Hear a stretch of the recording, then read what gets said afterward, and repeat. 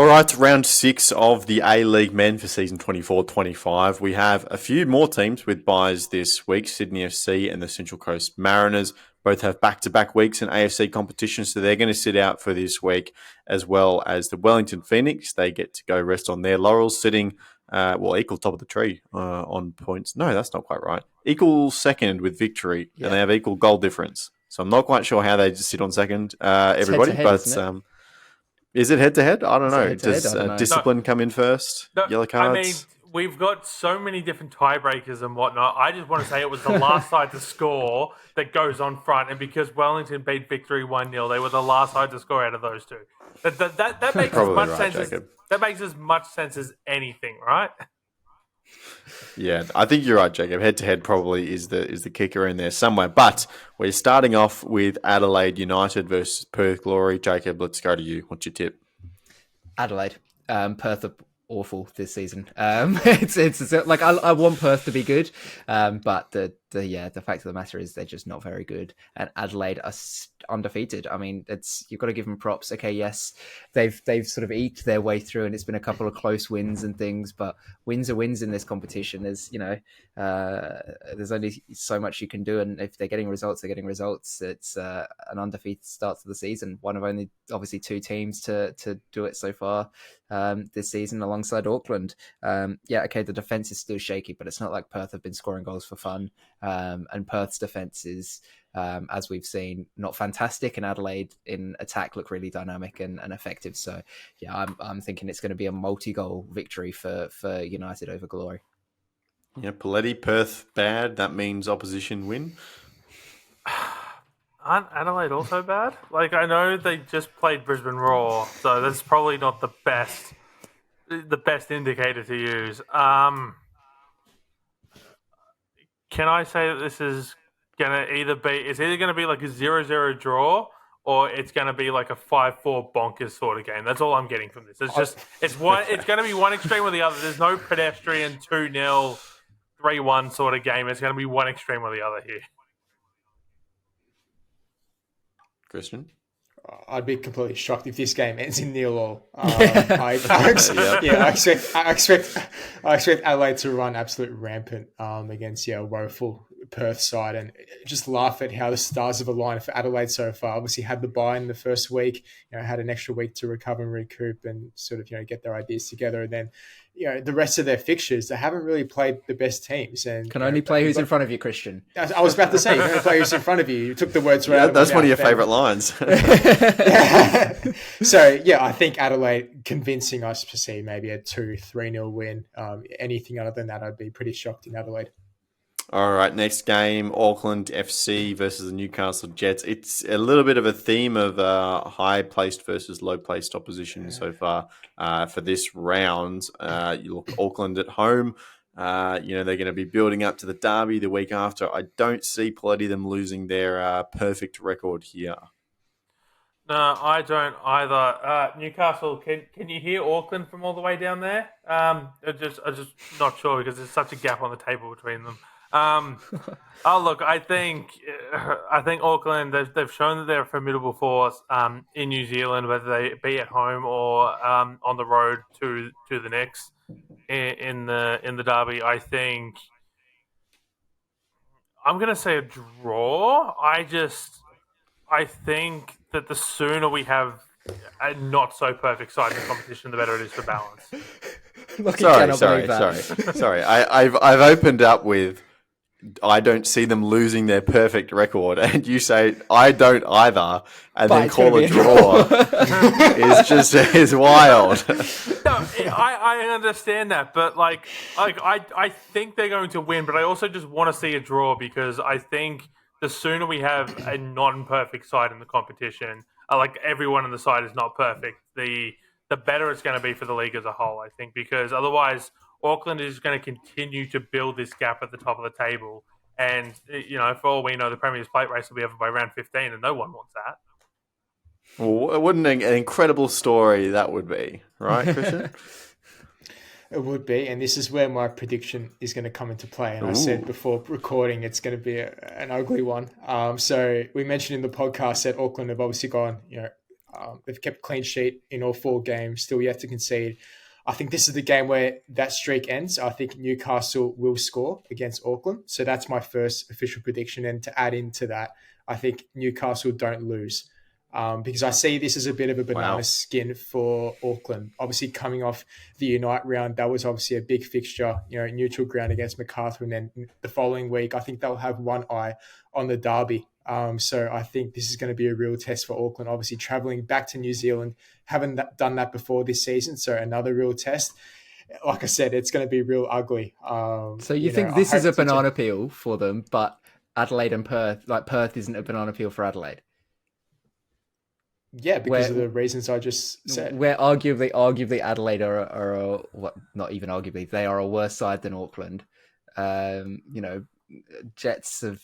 Well, I haven't looked at Adelaide's Perth are worse than the Jets as well. Perth are worse than the Jets. That is, I guess. And the Jets, I cast my mind back to last season when the Jets shocked Wellington. They won 3-1 away from it. I was like, where did that come from? They're one of those sides who can just spring a surprise out of nowhere. And I think, so Newcastle to score and not to lose. That's my official prediction. That's a very interesting point because the Jets were the only team to beat Wellington in Wellington. Wellington. Apart from the victory, right? Yeah, so in regular time. Yeah. Well, I've done a bit of in regular season. So I've done a bit of research. Hopefully it pays off. Hopefully. Did you then pass it to me so I could bring it up instead of you? That was nice. Sorry. Yes. All right. Let's move on to Melbourne City versus the Wanderers. Now, this for me is probably the marquee fixture of the round. Two fascinating teams who have gone through a lot of adversity. Let's say that. Obviously, City's injury list is up in the air. They're going to be without a lot of their first-team players. The Wanderers just are in permanent existential crisis. You never quite know what you're going to get from them, especially if Juan Mata is going to start or not. That's the thing that we keep wanting to talk about with the Wanderers. This seems totally unpredictable to me. City coming off the win, what was it, in the final round or maybe the second last round last season to kick the Wanderers out of finals and get a place for their own. Back at home at Amy Park, coming off the bye, I think I'd give the slight edge to Melbourne City, but I think, Christian, this game could go any direction. Yeah, either way for sure. This is probably the game where I tip a draw because I just can't choose between them. There's just so much that can go either way. And I actually think this is the game where Mata can start. This should have been your prediction for this week, Lockie. Because, from the signs that I saw in that last 30 when he came on, I thought, he gave him a real sense of life. So perhaps Stajic, perhaps says to himself, okay, I've probably got no choice now but to start him. Otherwise, if we don't get a result from this game, then the scrutiny and the pressure is really going to toll. So, I see that happening. But, none to split these two sides. I see a draw. Jacob? I'm going to go with a specific scoreline here. This isn't my actual prediction, but I think it's going to be like 2-2. It's like you said, these two fascinating sides where they've not quite found their footing yet.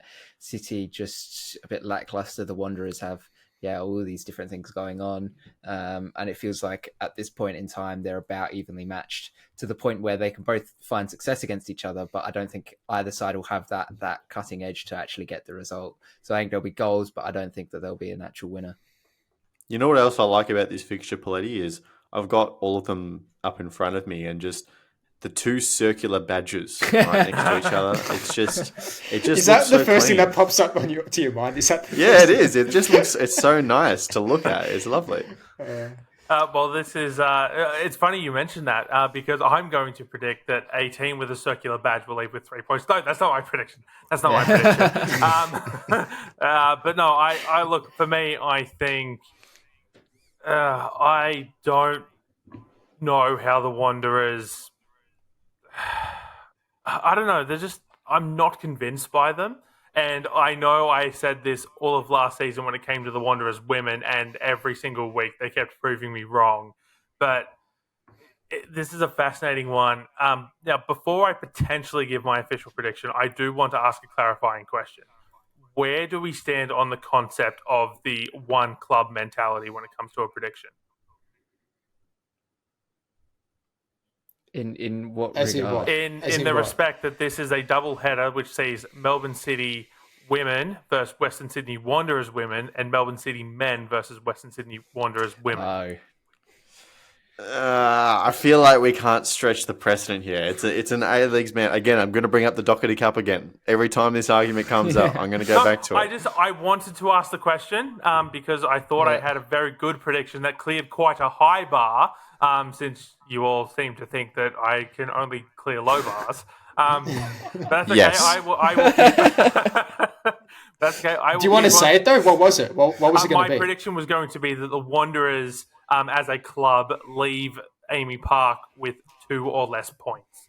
Was going to be my prediction, but since Lockie's put the kibosh to that, you should just make it. See how it turns out next week. No. I'm not leaving myself up to getting disqualified. No. So I will come back to my official prediction later. In terms of this game, though, look, I've got to say it's Melbourne City. My tip. I'm going to launch in with my official prediction. I'm going to say at least.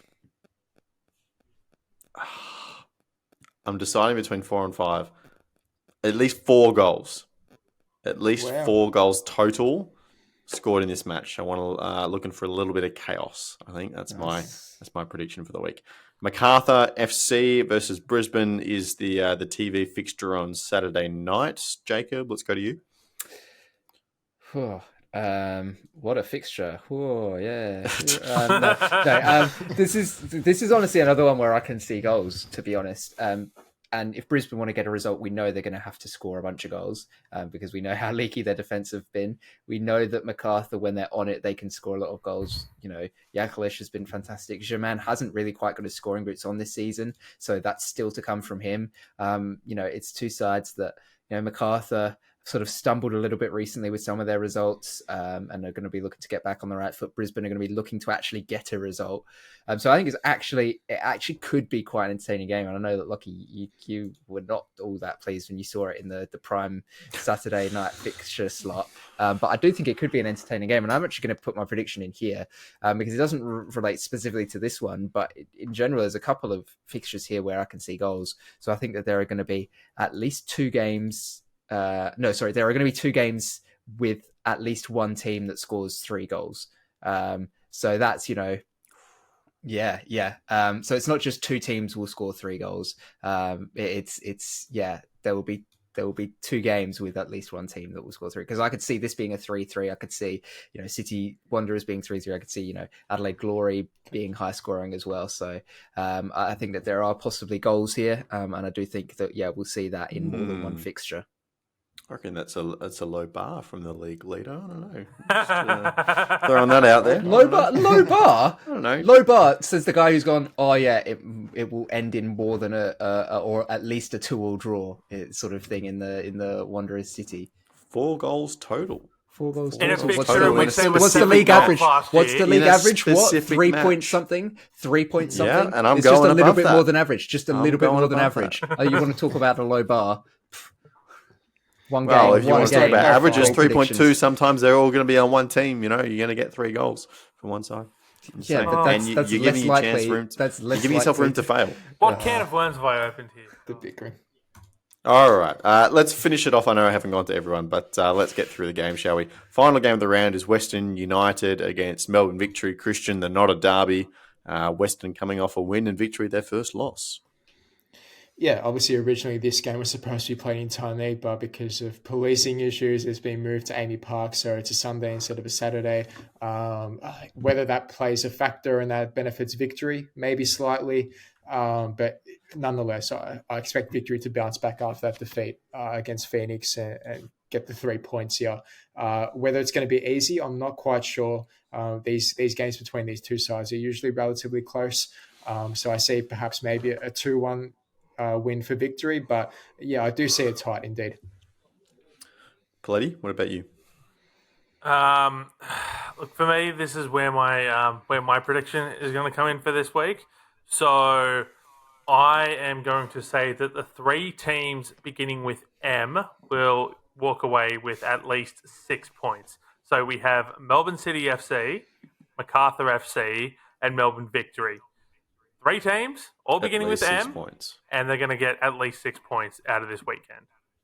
Talk about a low bar. Yeah, I know. Talk about I a agree. low bar. I agree. Two wins is a low bar now, is Okay, it? can we analyze this, right? Western United are expected to finish bottom 2. Victory, to your prediction, you had them in 9th, so I guess that's a pretty even game. And then you've got MacArthur at home to Brisbane. That's a pretty But low this bar. is a Brisbane team, let's not forget, and Lockie is always speaking about this, have been close but not close enough. You know, there's always the chance MacArthur, like I said, they've been sputtering recently, Yeah. you know. But even the Wanderers have been struggling this season. Melbourne City. Yeah, at and so have home. City.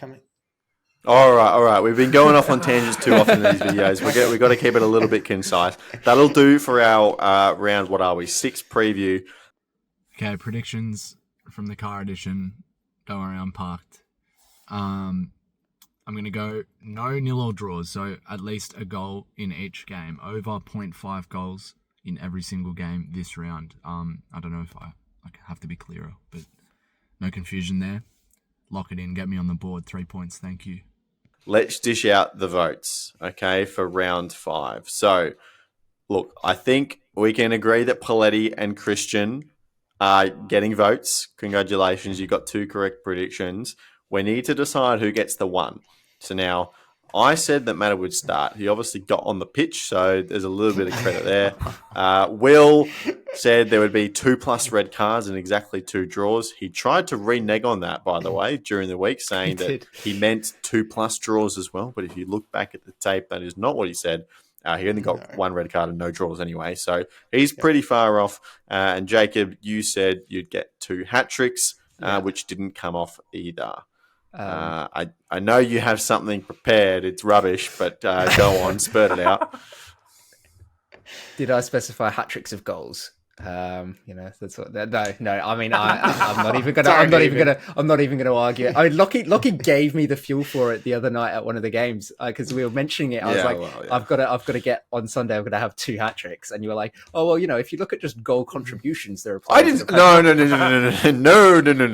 say that. Someone else brought up the idea of like having different kind of hat tricks. I remembered correctly because I paid attention that Noah Botic had a hat trick of assists. Yeah. Can I put up an argument for Jacob? Jacob didn't help me last week, but I'll help him out this week. So, what do you mean? I gave you the 3 points last week. Ibuzuki scored 2 goals, right? That's close to a hat trick. So if Lockie's going to make the argument, if Lockie's going to make the argument, Mata came on the pitch. Your prediction was for Mata to start. That's got nothing to do with it, right? So if Ibuzuki was 1 goal away from a hat trick, I think that's pretty fair to chuck in. And a hat trick of assists for Noel Botic. I do like that. There you go. Good thinking, Christian. It's tenuous, but Mata could have been left out of the match day squad because of the controversy caused by his agent. He could have been left out of the extended squad entirely, but no, he made the bench and he made an appearance and he looked good. So I think also it's going to lead to a start next week, so that adds a little bit of flavour in there as well. It's like going, I'm going to pass my maths test and then failing a science test and going, close enough, it was a test. Like what? He's going to start. Oh, but he got on the pitch. Like what? That's not, no, he didn't start. Like it's a definitive thing. Okay. We've made our arguments. Paletti and Christian discuss between yourselves. I am going to throw the case up for Will. Because unlike either Lockie or Jacob, Will at least got part of his prediction right. Yeah. One red card. No. He got a quarter. I said some of it. He got half of a half. He got half of a half. So he got a quarter right. But that's still better than... I misheard that. So that is still better than a duck egg. 0. Neither of you got any part of your prediction right. Now, I agree. So not bad. That's my argument for Will to get 1 point. And this Christian? will teach you to screw me over, Jacob. Well, no, I mean, it's fair. Yeah, I think if it was the other way around, if Will tipped 1 out of the 2 draws and no red cards, it may be a bit different. But I do agree. At least he got part of it right. And getting a red card is a tricky prediction to get right. And there was a red card. So, I'd lean towards Will. Jacob, I'm happy to cede to Will here. Yeah, no. I mean, it's like I keep saying, he got something right. Like he got something right. We were completely wrong. Congratulations, Will. 1 vote locked up. Paletti had 25 goals or less.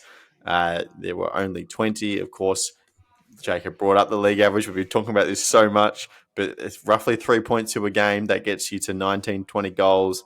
That's a fair way That's bang on the money. We got the average, right? And Paletti was 5 away. So I don't love that. And Christian got his complete concoction correct. So for me, it's a no contest. Oh yeah, absolutely no argument for me whatsoever. I'm happy to take the 2 points here. Because I thought there was a very good chance that I was going to walk away with 0 because you three all seem to have an agenda against me with my low bars. No. It's not an agenda. You're just poor.